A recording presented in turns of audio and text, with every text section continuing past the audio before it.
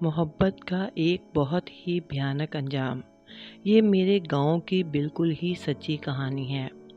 محبت کے نام پر کس طرح کسی کی زندگی برباد کر دی۔ اجڑ گیا وہ گھر جہاں خوشیوں کی بجائے دکھوں نے ڈیرے ڈال لیے، اور کس طرح ایک ماں نے اپنے جوان بیٹے کی لاش پر ماتم کر رہی تھی۔ کہانی اینڈ تک سنیے گا۔ عدن ہمارے گاؤں کی خوبصورت مگر تیز ترار لڑکی تھی۔ اس نے میٹرک ہمارے ساتھ کیا، پھر اس کی شادی بہت جلد ہو گئی، جو شادی نہیں بلکہ خانہ بربادی تھی، کیونکہ ایسی شادی خدا کسی کی نہ کرے جو کئی گھر برباد اور کئی دل ویران کر دے۔ جن دنوں عدن 8ویں جماعت میں پڑھتی تھی، اس کے رنگ رنگ بدلنے لگے۔ وہ عام لڑکیوں سے بہت مختلف تھی، بہت شوخ و چنچل۔ میں کافی دنوں سے اسے دیکھ رہی تھی کہ وہ ہواؤں میں اڑنے لگی ہے۔ دراصل وہ اپنے خالہ زاد فاروق سے ریاضی پڑھنے جاتی تھی۔ پڑھتے پڑھتے محبت کے سبق پڑھنے لگی، جس کا علم صرف مجھے ہوا اور کسی کو اس بات کی خبر نہ تھی۔ مجھے بھی یوں پتہ چلا کہ ایک دن میں نے اس کی کتاب سے فاروق کا خط پکڑ لیا۔ وہ میرے ساتھ کلاس میں بیٹھی تھی۔ اس دن میں اردو کی کتاب بھول آئی تھی اور سبق پڑھنے کی میری باری تھی۔ ہماری استانی ریڈنگ کروا رہی تھی۔ جب انہوں نے میرا نام پکارا تو میں نے جلدی سے عدن کی کتاب کھینچ لی اور سبق ڈھونڈنے کے لیے اوراق پلٹنے لگی۔ تبھی وہ خط میرے سامنے آ گیا۔ میں نے اپنا پیراگراف پڑھا اور خط جو میرے پاؤں میں گرا پڑا تھا اٹھا لیا۔ جب میں نے خط پڑھا تو سارا قصہ سمجھ میں آ گیا۔ بہت پیار بھری باتیں اور عشقیہ اشعار لکھے ہوئے تھے۔ میں نے عدن سے پوچھا کہ یہ کس کا خط ہے؟ بولی، تمہیں کیا، خط مجھے دو۔ وہ ہڑبڑا گئی اور میرے ہاتھوں سے خط کو چھیننے لگی۔ میں نے کہا، اگر مجھے سچ سچ بتا دو گی تو کسی کو نہیں بتاؤں گی، ورنہ میں یہ خط استانی صاحبہ کو دے دوں گی۔ اس دھمکی سے وہ ڈر گئی، حالانکہ وہ میری سہیلی تھی، میں ایسا کبھی نہ کرتی۔ بہرحال اس نے مجھے پھر ساری بات بتا دی۔ میں نے کہا، دیکھو، تمہاری شادی اگر خالہ زاد سے ممکن ہے تو ٹھیک ہے، ورنہ اس چکر کو چھوڑ دو۔ اگر خالہ نے رشتہ نہ لیا تو پھر تمہیں ہی تکلیف ہوگی۔ اس نے کہا، میں اب فاروق کا خیال دل سے نہیں نکال سکتی۔ ہم نے اکٹھے جینے مرنے کی قسمیں کھائی ہیں، اور آخر تک ہماری شادی کیوں نہیں ہوگی؟ وہ کوئی غیر تو نہیں، میری سگی خالہ کا بیٹا ہے، اور ہمارے گھر ساتھ ساتھ ہیں، اور مجھے لگتا ہے کہ میرے گھر والے مان جائیں گے۔ میں اور فاروق ہمیشہ کے لیے ایک ہو جائیں گے۔ یہ سن کر میں خاموش ہو گئی۔ اس کے بعد کیا کچھ ہوا مجھے خبر نہیں۔ میں اس سے نہ پوچھتی اور نہ مجھے بتاتی تھی۔ لیکن ایک روز جب عدن اسکول آئی تو اس کی آنکھیں سوجی ہوئی تھیں، جیسے رو کر آئی ہو۔ میں نے ہمدردی سے اس کے شانے پر ہاتھ رکھا تو وہاں ساون بھادو کی جھڑی لگ گئی۔ میں نے کہا، رونا بند کرو اور مجھے بتاؤ بات کیا ہے؟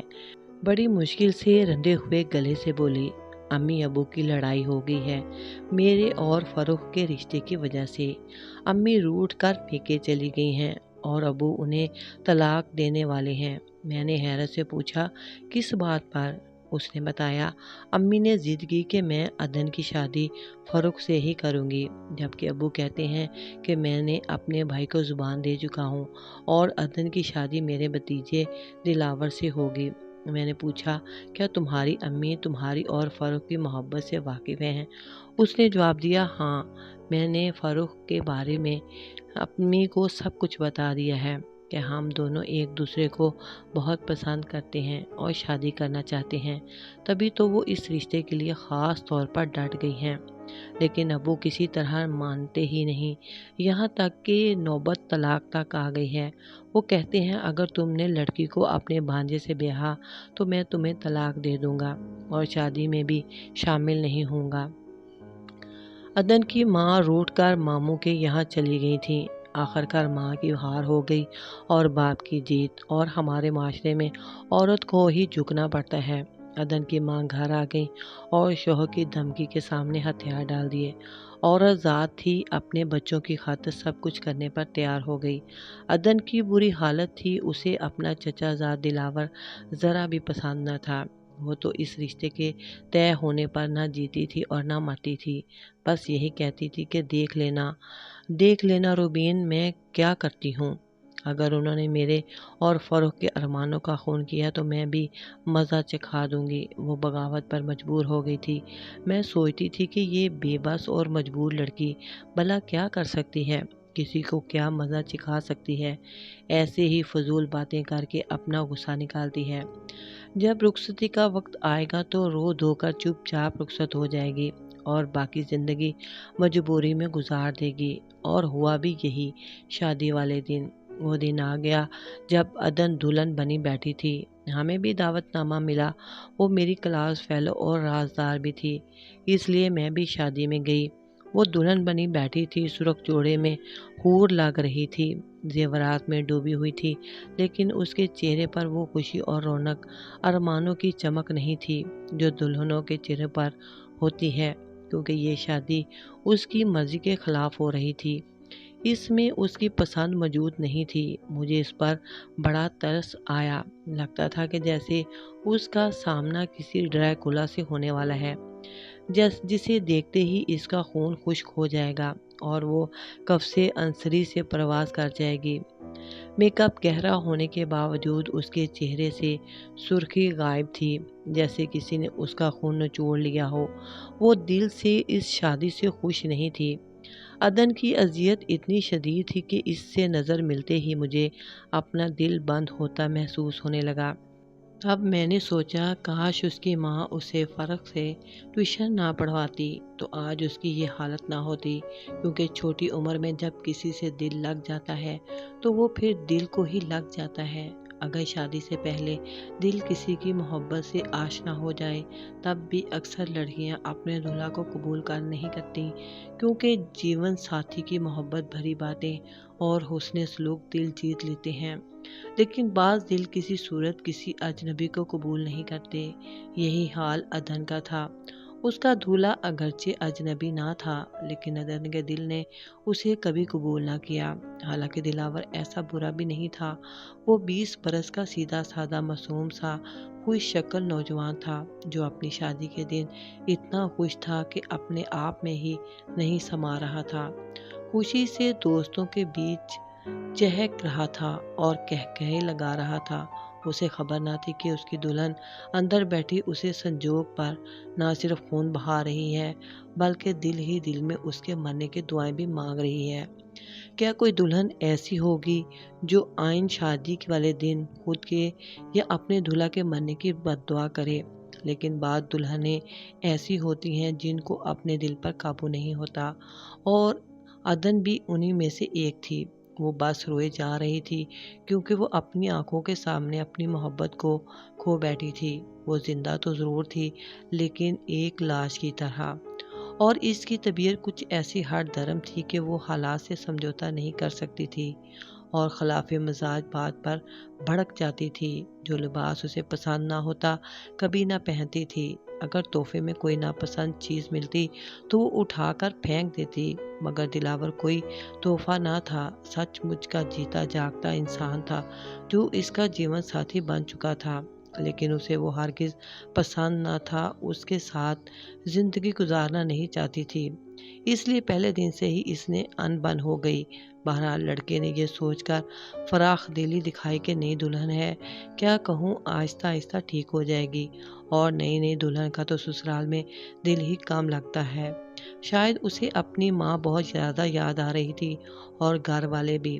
وقت گزرتا گیا مگر بات بننے کے بجائے بگڑتی چلی گئی۔ کئی بار عدن نے اپنی چچی سے کہا کہ مجھے یہاں نہیں رہنا، مجھے میکے بھجوا دو۔ چچی نے سوچا کہ شروعات میں اکثر لڑکیاں والدین سے جدا ہو کر گھبرا جاتی ہیں، یہ بھی وقت کے ساتھ ٹھیک ہو جائے گی۔ اس نے عدن کو پیار سے تسلی دی اور کہا کہ فکر نہ کرو، میں تمہاری ماں کو بلا کر تمہیں میکے بھجوا دوں گی۔ چچی بہت زیادہ پیار کرنے والی عورت تھی اور دلاور اس کا اکلوتا بیٹا تھا۔ दिलावर से भी अदर ने कई बार कहा था कि मुझे यहाँ नहीं रहना, मुझे वापस जाना है, मुझको कैद ना रखो वरना मेरा दम घुट जाएगा। लेकिन उसने भी बात सुनी अनसुनी कर दी। सबका यही ख्याल था कि वक्त के साथ वो नए माहौल में रच बच जाएगी। यूं शादी को 3 माह गुजर गए और चौथे माह वो वाक़या रूनुमा हो गया, जिसे सुनकर सभी हैरत ज़दा रह गए। और वो खबर थी ही ऐसी। दिलावर का अपना जनरल स्टोर था। वो स्टोर बंद करके घर आ रहा था कि रास्ते में 2-3 नौजवान जो उसके वाकिफ़कार भी नहीं थे, उसे नहर में नहाने के लिए ले जाने लगे।